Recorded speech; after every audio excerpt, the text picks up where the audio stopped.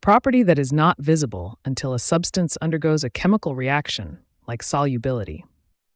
Chemical property. A chemical property describes how a substance interacts with other substances, often resulting in a change in composition. Imagine you're trying to discover the flavor of a tea bag without actually brewing it. Just as you can't fully experience the taste of the tea until it's steeped in hot water, you can't observe certain chemical properties, like solubility, until a substance undergoes a chemical reaction. In both cases, whether it's the flavor of the tea or the solubility of a chemical, the true characteristic only reveals itself when the substance interacts with another medium. In one case, water, in the other, a reagent.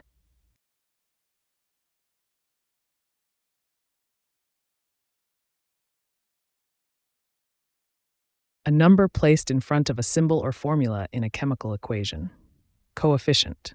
In science, a coefficient is a number that shows how many molecules or atoms are involved in a chemical reaction. Imagine you're organizing a party and need to decide how many pizzas to order based on the number of guests.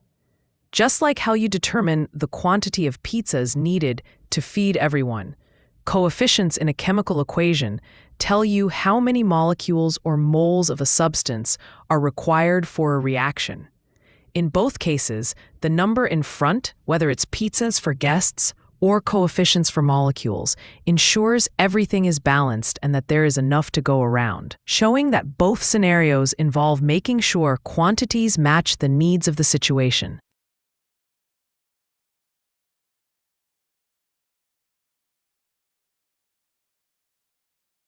States that mass cannot be created or destroyed in a chemical reaction.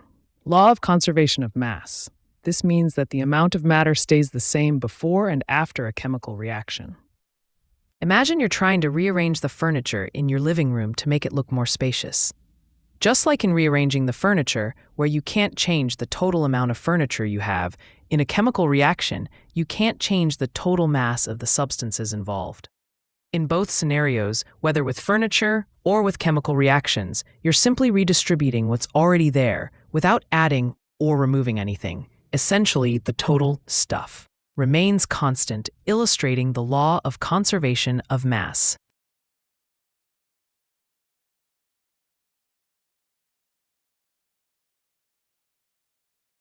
A new substance formed by a chemical reaction product.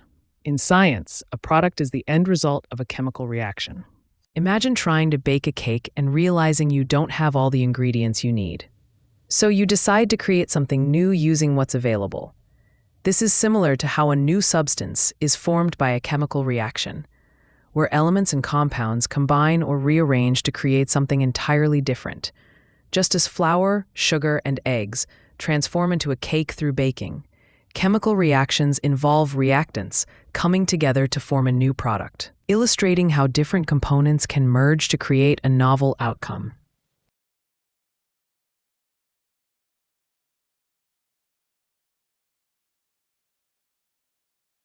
A substance that is changed in a chemical reaction. Reactant. A reactant is a starting material in a chemical reaction that undergoes change to form new substances. Imagine you're baking a cake and realize that adding eggs transforms the batter into something different. Similarly, in a chemical reaction, a reactant is like the eggs. It's a substance that undergoes a change to form a new product. Just as the eggs are essential in changing the mixture into a cake, reactants are crucial in transforming into new substances during a chemical reaction.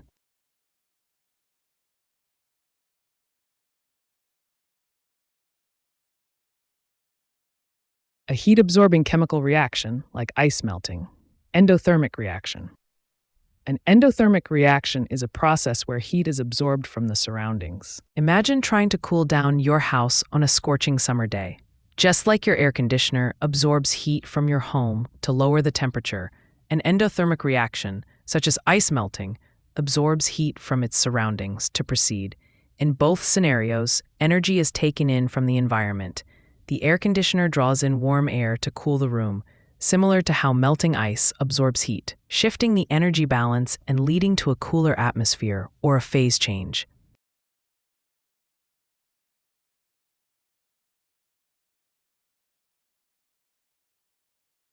a heat-releasing chemical reaction like burning or combustion.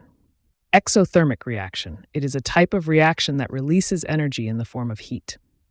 Imagine you're trying to clean out your closet and you decide to give away a big pile of old clothes. Just like giving away those clothes makes your closet feel more spacious and less cluttered, an exothermic reaction releases energy to its surroundings, usually in the form of heat. In this analogy, your closet is like a chemical system, and the old clothes are the stored energy. When you let go of them, your closet, or the chemical reaction, feels lighter and releases that energy into your room, warming it up, just as an exothermic reaction releases heat into the environment.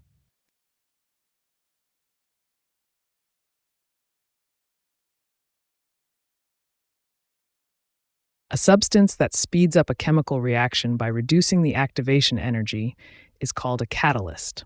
A catalyst makes a chemical reaction happen faster without being used up in the process. Imagine you're running late for work and there's a massive traffic jam on your usual route. In this scenario, finding a shortcut through a side street that bypasses the congestion is similar to how a catalyst works in a chemical reaction. Just as the shortcut reduces the time and effort needed to reach your destination by avoiding obstacles, a catalyst lowers the activation energy required for a reaction, allowing it to proceed more quickly without being consumed in the process.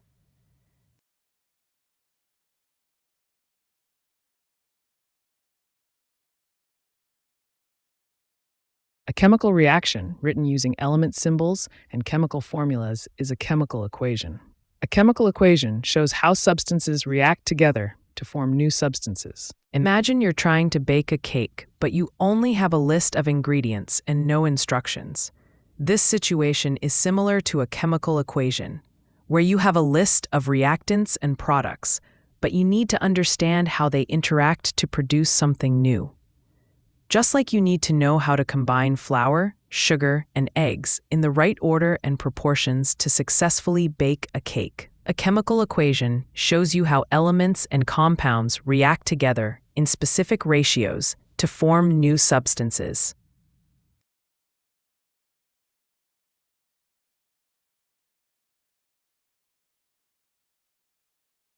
A substance that slows down a chemical reaction. Inhibitor. An inhibitor is a substance that decreases the rate of a chemical reaction. Imagine you're in the middle of a bustling morning, trying to brew your coffee while the toaster, microwave, and kettle are all competing for power, causing everything to slow down. This scenario is similar to how an inhibitor works in a chemical reaction, by interfering and slowing down the process. Just like the limited power supply disrupts the efficiency of your morning routine, an inhibitor disrupts the speed of a chemical reaction by interacting with reactants, preventing them from reacting swiftly.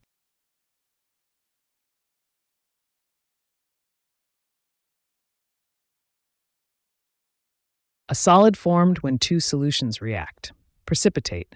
A precipitate is a solid that forms and separates from a solution during a chemical reaction. Imagine you're trying to find a place to sit in a crowded coffee shop, and suddenly, two groups of friends leave, freeing up a table for you.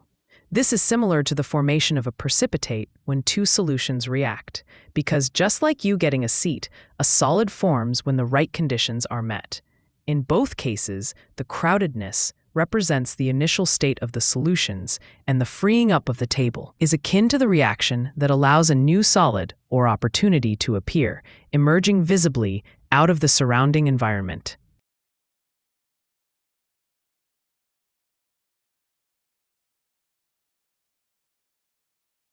A reaction that forms a new compound. Synthesis.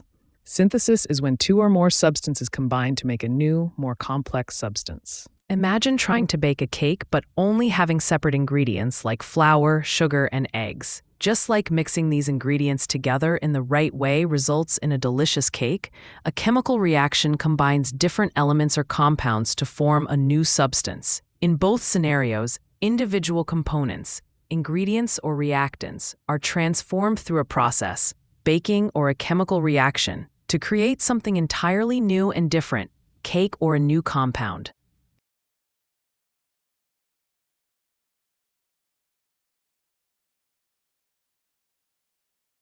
The chemical breakdown of a substance into simpler substances. Decomposition is when complex materials break down into simpler parts, like a fallen leaf rotting into soil nutrients. Imagine you have a tangled set of earphones in your pocket, and you need to unravel them to use them. This process of untangling the earphones is similar to the chemical breakdown of a substance into simpler substances. Just as you carefully separate each knot and loop to get individual wires, in decomposition, a complex chemical compound is broken down into simpler, more manageable components. In both scenarios, you start with a complex, intertwined structure and end up with simpler, distinct parts, whether it's untangled earphones or basic chemical elements.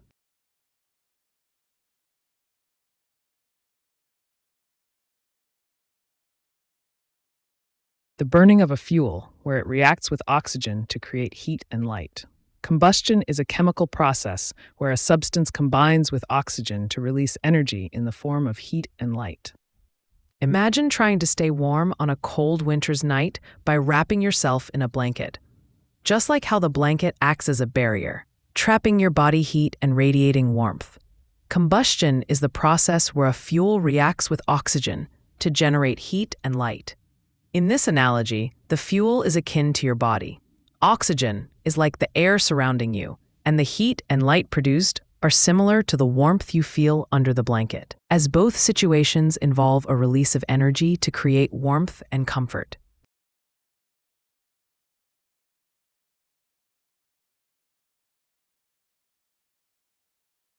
The minimum energy needed to start a chemical reaction is called activation energy. Activation energy is like the initial push needed to start a chemical reaction. Imagine trying to push a heavy boulder up a hill to get it rolling down the other side. This initial effort to push the boulder over the hill is similar to the concept of activation energy in chemistry. Just as you need to exert a certain amount of force to start the boulder moving, a chemical reaction requires a minimum amount of energy, called activation energy, to begin the process, allowing the reaction to proceed on its own once it's started.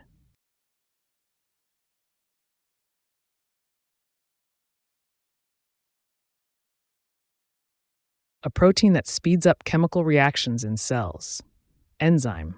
Enzymes are like tiny helpers in the body that make reactions happen faster. Imagine you're trying to untangle a massive knot in your headphones. Just as a skilled friend can help you quickly unravel the knot by knowing exactly where to pull and twist, an enzyme helps speed up chemical reactions in cells by providing the right environment for the reaction to occur more efficiently. In this analogy, your friend is like the enzyme. The tangled headphones represent the reactants in a chemical reaction. And the quicker untangling process mirrors how enzymes reduce the time it takes for reactions to proceed in the body.